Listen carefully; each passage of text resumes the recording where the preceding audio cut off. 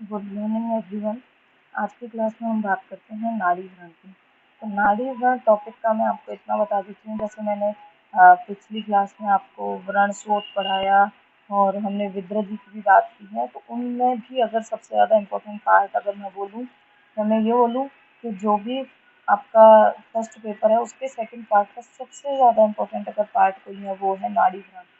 Question आएगा ही आएगा, 110% मान के चलिए, बहुत इम्पोर्टेंट है। और वैसे भी आपको जो है सर्जरी में ये बहुत ज़्यादा यूज आने वाला है, क्योंकि नाड़ी व्रण के साइनस के बहुत पेशेंट मिलते हैं। तो ध्यान से सुनना, अच्छे से पढ़ना, बहुत इंटरेस्टिंग टॉपिक है, अच्छा टॉपिक है और ज़्यादा बड़ा भी नहीं है, छोटा सा ही टॉपिक है। सबसे पहले हम निरुक्ति की बात करते हैं। नाड़ी व्रण की निरुक्ति क्या है?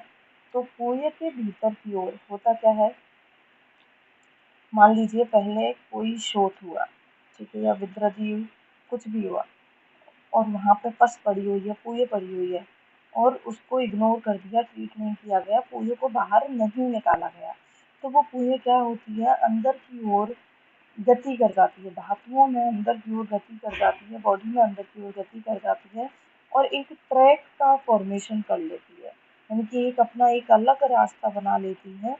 इस वजह से इस रोग को नाड़ी व्रण या साइनस कहा गया है। तो पूय के भीतर की ओर अत्यधिक मात्रा में गमन करने से गति संज्ञा तथा नाड़ी अर्थात जल नाड़ी में, तो गति संज्ञा क्यों मिली है इसको, क्योंकि ये पूय जो होती है इसमें भीतर की ओर गति करती है। और नाड़ी क्यों बोला है, जैसे जल है वो नाली में बहता है, उसी तरीके से पूय जो होती है वो नाड़ी में बहने के कारण इसको नाड़ी व्रण कहा गया है।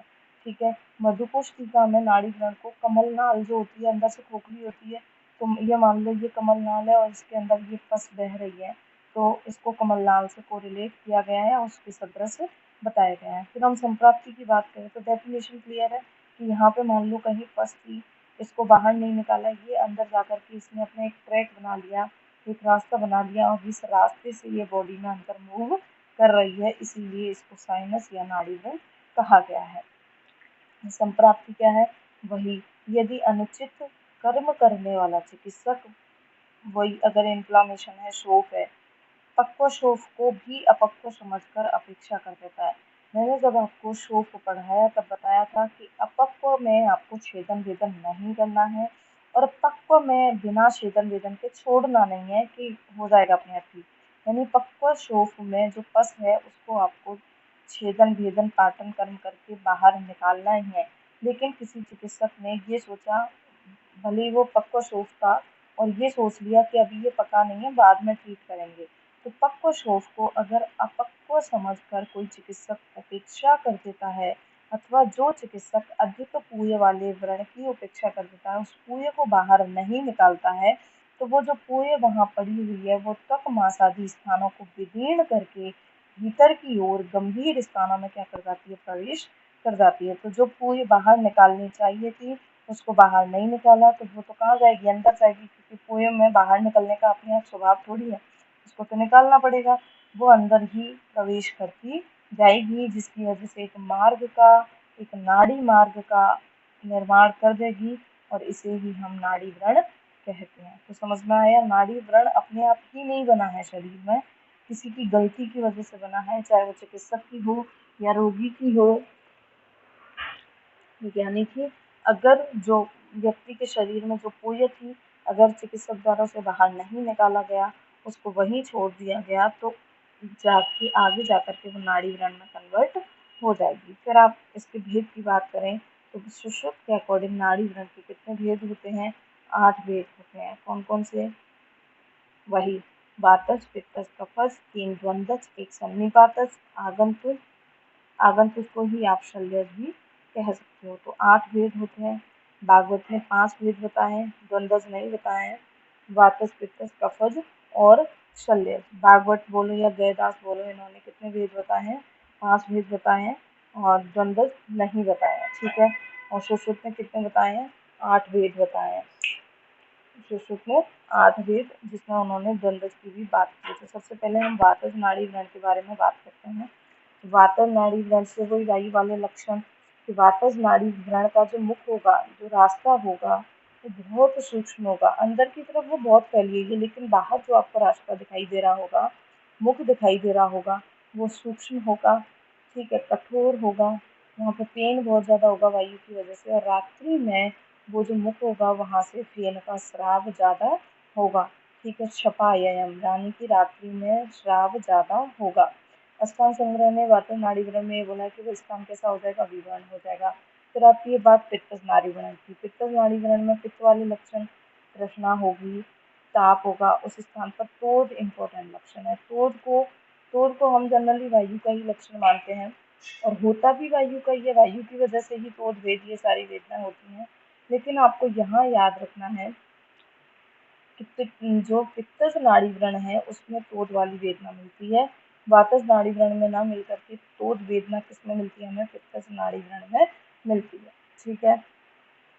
फिर उसके बाद अंगग्लानि होगी, वेदनवत पीड़ा होगी, दिन में तो उष्ण स्राव होगा इसमें से, क्योंकि पित्त जो है मध्याह्न में ज़्यादा बढ़ा रहेगा, तो दिन में उष्ण व पीतवर्ण का स्राव होगा, और ज्वर होगा उस व्यक्ति को, और वहाँ से जो पूरी निकलेगी वो अत्यधिक कैसी होगी, दुर्गंध युक्त होगी। तो देखो आपको मेन तो स्राव याद रखना है, जैसे वापस वाले में रात्रि में फेन का स्राव हो रहा है, पित्तज वाले में दिन में हो रहा है, उष्ण और पीतवर्ण का स्राव हो रहा है। स्राव ही इम्पोर्टेंट है, बाकी तो वैसे ही लक्षण है जो जनरली वात पित्त के होते हैं। एक क्रोध वाला लक्षण आपको अलग से याद रखना है। फिर आता है कफज नाड़ी व्रण। कफज नाड़ी व्रण में कफ बढ़ा हुआ, इसलिए पीड़ा तो कैसी होगी, मंद होगी, कफ की वजह से स्थान कठिन होगा, कंडयुक्त होगा। रात्रि में कफ रात्रि में बढ़ेगा, तो रात्रि में अधिक प्रमाण में क्वांटिटी भी ज़्यादा, घन, गाढ़ा, श्वेत व पिच्छल स्राव होगा। ध्यान रखना, वातज नाड़ी व्रण में भी रात्रि में स्राव हो रहा है, लेकिन पतला यानी कि फेन स्राव होगा, और कफज नाड़ी व्रण में गाढ़ा श्वेत पिच्छल स्राव होगा। स्राव जो है सबसे ज्यादा प्रमाण में कफज नाड़ी व्रण से ही आपको देखने को मिलेगा। फिर आता है सन्निपात। सन्निपात में सारे में जो लक्षण मिलेंगे वही दाह, ज्वर, मूर्छा, तो ये तो आप याद रख लोगे। इम्पोर्टेंट, वेरी वेरी इंपॉर्टेंट, एआईपीसीटी में पूछा जाता है, काल रात्रि के समान प्राणनाशक कौन सा नाड़ी व्रण है, तो सन्निपातज नाड़ी व्रण इम्पोर्टेंट है। काल रात्रि के समान प्राण को हरने वाला होता है सन्निपातज नाड़ी व्रण। फिर आता है शल्यज नाड़ी व्रण। शल्यज नाड़ी व्रण होता कैसे है कि मान लो कोई भी शल्य आया, शल्य त्वचा आदि स्थानों में ही पड़ा हुआ है और वहीं पर वो नष्ट हो गया, तो त्वकादि स्थानों में सूक्ष्म शल्य अगर आ गया, पड़ा हुआ है, और वहीं अगर वो नष्ट हो जाता है, तो नष्ट होकर के वो भी एक नाड़ी रोग उत्पन्न कर देता है, जिसमें से फेन युक्त, मथित, निर्मल, रक्त मिश्रित उष्ण स्राव होता है, और वेदना निरंतर होती रहती है। तो फेन भी आए, उष्ण स्राव भी हो, रक्त भी आए, तो आपको समझ जाना है कि यहाँ पे शल्य है, और वेदना उसकी कभी ठीक ना हो, यानी कि कंटिन्यूस पेन होता रहे, यानी कि शल्यज नाड़ी व्रण। क्लियर है बात? तो इस तरीके के लक्षणों से आप भेदानुसार नाड़ी व्रण की पहचान कर सकते हो। फिर इसके बाद जो त्रिदोषज जो नाड़ी व्रण है वो असाध्य है। शेष नाड़ी व्रण है उनकी हम अगर यत्नपूर्वक चिकित्सा करते हैं तो ये साध्य या कृच्छ साध्य हो सकते हैं, लेकिन त्रिदोषज नाड़ी व्रण जो कैसा है वो है असाध्य। फिर बात करें इसकी चिकित्सा की, तो वातज नाड़ी व्रण में सबसे पहले आप क्या करोगे, उस जगह उपनाभ बांधोगे। चिकित्सा बहुत इंपॉर्टेंट है, ध्यान से सुनना। सबसे पहले वातज नाड़ी व्रण वाला जो स्थान है वहाँ पे हमें उपनाभ बांधना है। उपना बांध करके वो जो पूय है उसकी गति को रोकना है, जैसे वो आगे बढ़ रही है तो उसकी गति को जो है ऑब्स्ट्रक्ट करना, आगे नहीं बढ़ने देना है। तो पूय की गति को विदीर्ण कर व्रण में, जो व्रण है नाड़ी व्रण वाला जो स्थान है वहाँ पे हमें तिल, अपहामार्ग, सैंडव इनको पीस करके लेप लगाना है, और वहाँ पे व्रण बंधन कर देना है। तो सबसे पहले हमने उपना किया, उपना लगा करके उसके बाद जो पूय की गति उसको विदीर्ण कर दिया, आगे बढ़ने से रोका, और वहाँ पे हमने अपहामार्ग तिल का लेप कर दिया। लेप करने के बाद हम व्रण का बंधन कर देंगे। वातज नाड़ी व्रण का जो स्थान है उसके प्रक्षालन के लिए हम बृहत पंचमूल पात का यूज करेंगे।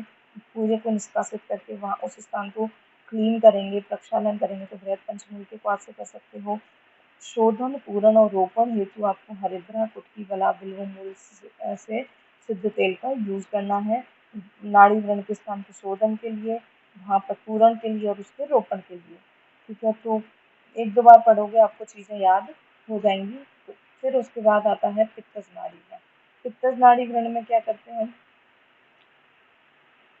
सर्वप्रथम दुग्ध व उत्कारका से, यहाँ भी हमें उपनाभ बांधना है, लेकिन दुग्ध और उत्कारका से, जो लपसी होती है उससे हमें उपना, गरम गरम दुग्ध और उत्कारका से वहाँ पे उपना बांधेंगे। नाड़ी को शस्त्र से क्या करेंगे, भेदन करके, विदीर्ण करके, जो नाड़ी है वहाँ पर शस्त्र से उस कुएं को विदीर्ण करेंगे। तिल यष्टि मधु कल्प से व्रण का हमें पूरण करना है, और व्रण के प्रक्षालन के लिए हम हरिद्रा के क्वाथ का यूज करेंगे। ठीक है, तो पित्तज नाड़ी व्रण में प्रक्षालन के लिए हरिद्रा क्वाथ का यूज कर रहे हैं, उपना दुग्ध और उत्कारका से बांध रहे हैं, शस्त्र से उसको विदीर्ण कर रहे हैं, और तिल और यष्टि मधु कल्प से व्रण का पूरण कर रहे हैं। कफज नाड़ी व्रण में उपना किसका बांधना है, उष्ण द्रव्यों का, जैसे कुलथ है, सरसों है, सुरा बीज है, जितने भी ज़्यादा से ज़्यादा उष्ण जो द्रव्य हैं उनका हमें उपना बांधना है। ईशनी से हमें उसका भेदन करना है, मार्ग को विदीर्ण करना है। तिल नींद स्फटिका की कल्प से हम वहाँ का पूरण कर सकते हैं, और व्रण के प्रक्षालन के लिए निम्न विविधक क्वाथ या फिर जो है कील क्वाथ का यूज कर सकते हैं, और उसके रोपण के लिए आप सज्जी सारा पमार्ग तेल का यूज कर सकते हैं। फिर आता है शल्यज नाड़ी व्रण। शल्यज नाड़ी व्रण में पहले तो आपको जो शल्य अंदर पड़ा है उसको बाहर निकालना है, तो सर्वप्रथम नाड़ी व्रण को विदीर्ण करके आप शल्य को बाहर निकालिए, नाड़ी के मार्ग का शोधन करिए। व्रण शोधन और रोपण के लिए आपको मधु मिश्रित तिलकल का यूज करना है। अब मेरी एक बात सुनिए कि इतनी सारी चिकित्सा हो गई अलग अलग भेद के अकॉर्डिंग, अगर आपको याद कुछ भी नहीं रहता है तो सिर्फ आपको इतना याद रखना है, शोधन और रोपण के लिए आप मधु मिश्रित तिलकल का यूज कर रहे हो, या फिर कोई भी क्वाथ जो आपको याद आए उससे व्रण का प्रक्षालन करा देना।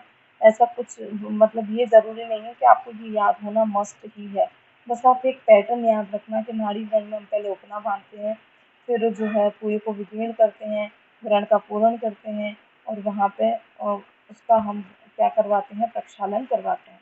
तो यहाँ पे आप अपने अकॉर्डिंग जो भी इन दोष से रिलेटेड कोई भी क्वाथ है, कोई भी कल्प है, उसका यूज कर सकते हो, लेकिन पैटर्न अपना यही याद रखना उपना वगैरह का। ठीक है, फिर आता है नाड़ी व्रण में वर्ती का प्रयोग। तो जो साइनस है वहाँ पे हम वर्ती भी रख सकते हैं, जिसकी वजह से वो ट्रैक है वो अपने आप ही डिस्ट्रॉय हो जाए। तो घोंटा फलादि वर्ती, विविधक आदि वर्ती, धतूर आदि वर्ती और लवण मधु मिश्रित वर्ती का हम यूज कर सकते हैं। जो कोष्ठगत जो नाड़ी व्रण है, अगर कोष्ठ में नाड़ी व्रण हो जाता है तो वहाँ पे हम गोमांस की मसी का प्रयोग भी करते हैं। ठीक है, फिर आता है क्षार सूत्र। नाड़ी व्रण में क्षार सूत्र का यूज बहुत कॉमन है। जनरली जो है शल्य जो ओपीडी है, ओपीडी आईपीडी, वहाँ पे साइनस में क्षार सूत्र का हम यूज करते हैं। तो सबसे पहले हमें क्या करना है, एक हमें प्रोब लेनी है, एशनी लेनी है, और उसके द्वारा हम पहले साइनस का ट्रैक पता करेंगे कि किधर किधर ये साइनस या नाड़ी व्रण मूव कर रहा है। आपको क्या करना है, एक सुई में दीर्घ क्षार सूत्र बांध लेना है, और नाड़ी व्रण की दिशा में उसे आगे प्रवेश कराना है। यानी कि आपने पहले प्रोब एंटर कराई, रास्ता पता किया, उसके साथ साथ ही आप एक सुई या सूची भी एंटर कराइए जिसमें एक बड़ा क्षार सूत्र आपने बांध रखा हो, और उसको एशनी के साथ साथ आगे मूव कराते जाइए। नाड़ी व्रण के दूसरे भाग से क्षार सूत्र को बाहर निकालिए। बाहर निकाल करके जैसे आपने यहाँ से एंटर कराया और ये ट्रैक इस तरह जा रहा है और यहाँ पे आ गया, तो इन दोनों एंड को अब आपको क्या करना है, बांध देना है। तो नाड़ी व्रण के दूसरे भाग से क्षार सूत्र व सुई को बाहर निकाल करके सूत्र को आपको दृढ़तापूर्वक बांध देना है, गाढ़बंद बांधना है। जिस जिस प्रकार नाड़ी व्रण पूरी तरह नष्ट हो जाएगा, मतलब जब तक साइनस पूरा नष्ट ना हो तब तक आपको हर 7 दिन में या हर कुछ दिन में वो क्षार सूत्र कंटिन्यू चेंज करते रहना है और उसको बांधते रहना है, क्योंकि इसका एकदम सटीक ट्रीटमेंट क्या है, क्षार सूत्र ही है। तो क्षार सूत्र को हमें प्रोब की सहायता से, रेशमी की सहायता से नाड़ी व्रण में यूज करना है।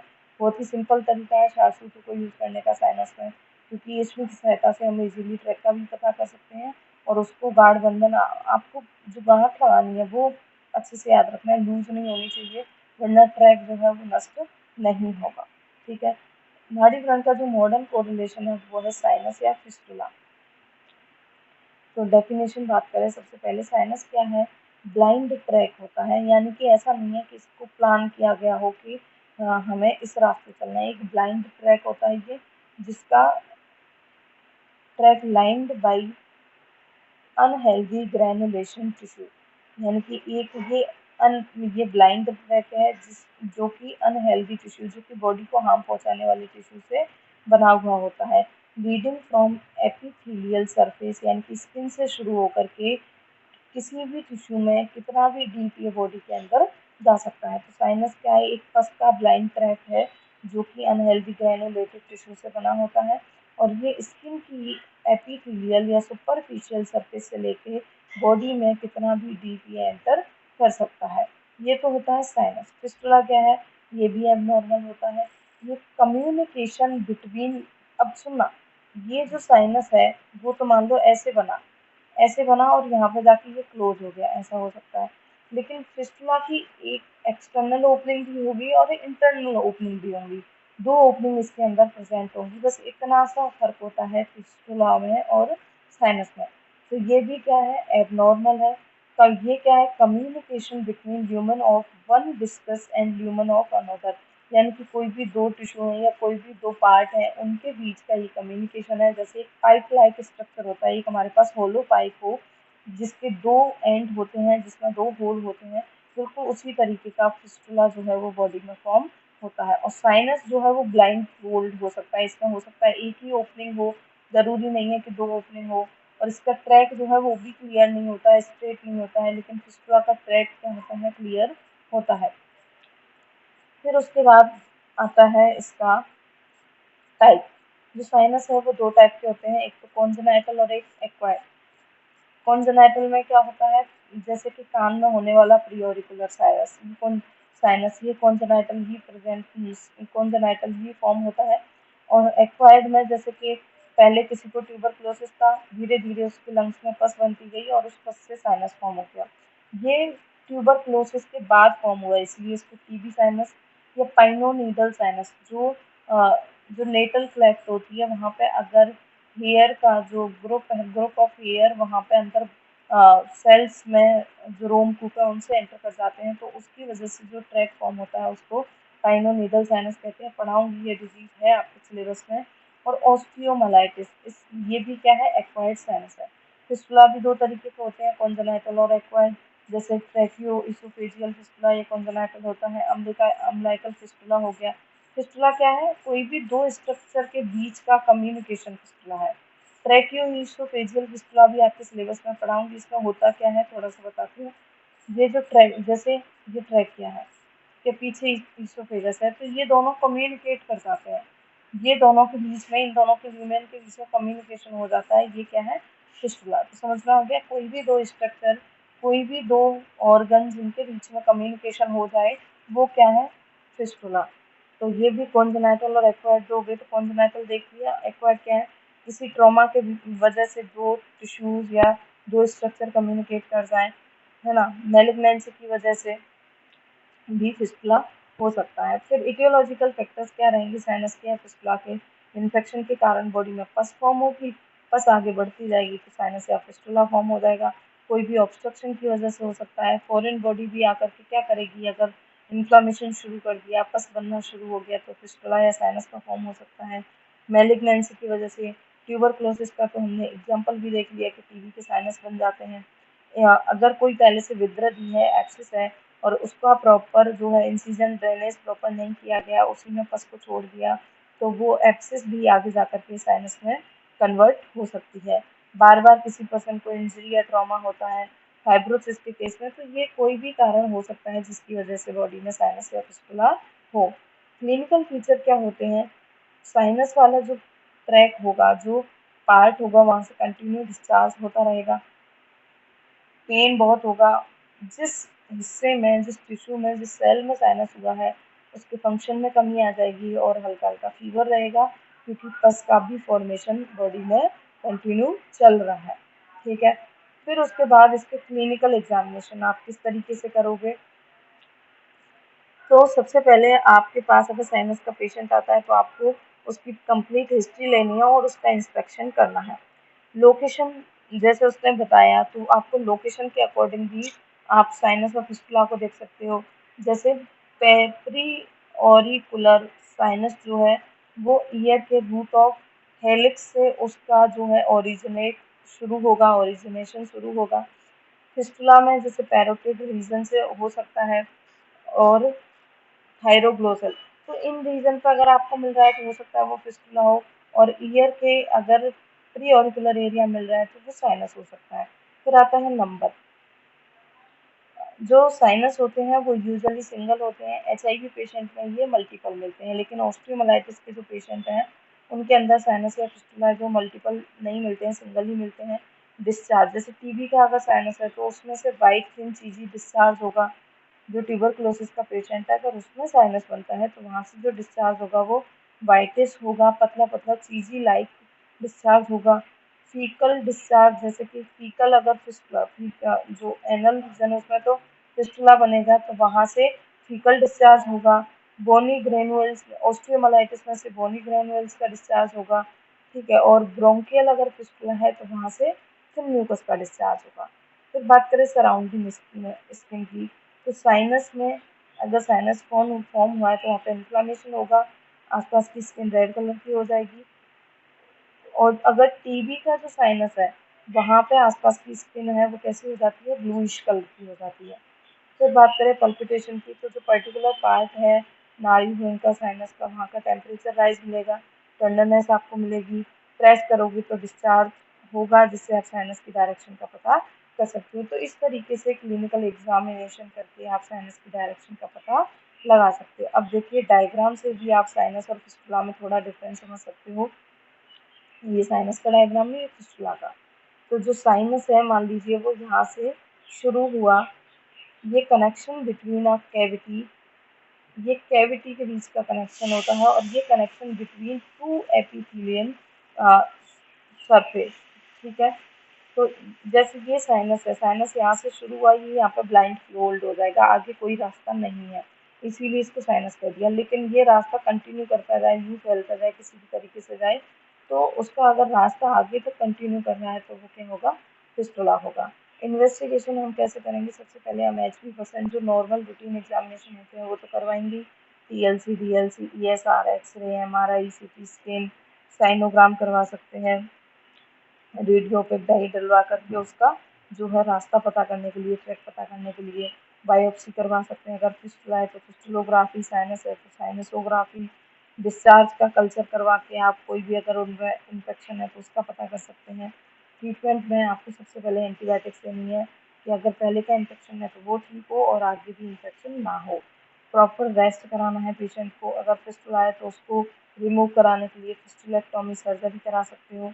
प्रॉपर ड्रेनेज कराना है, पस का प्रॉपर ड्रेनेज कराना है और पूरे ट्रैक को काट करके अलग कर देना है, एक्सीजन कर देना है, उसकी उस जगह की प्रॉपर ड्रेसिंग करनी है जिससे दूसरे पार्ट में, दूसरे एरिया में इन्फेक्शन ना फैले। ट्रीटमेंट ऑफ एसोसिएटेड डिजीज, अगर टीबी है तो उसका ट्रीटमेंट कीजिए, ऑस्टियोमाइलाइटिस की वजह से साइनस या फिस्टुला है तो उसको ट्रीट कीजिए, या ब्रोंकियल फिस्टुला है तो उसको ट्रीट कीजिए। यानी कि जिस भी डिजीज की वजह से साइनस या फिस्टुला फॉर्म हो रहा है आपको उसे ट्रीट करना चाहिए। मल्टीविटामिन का यूज करेंगे,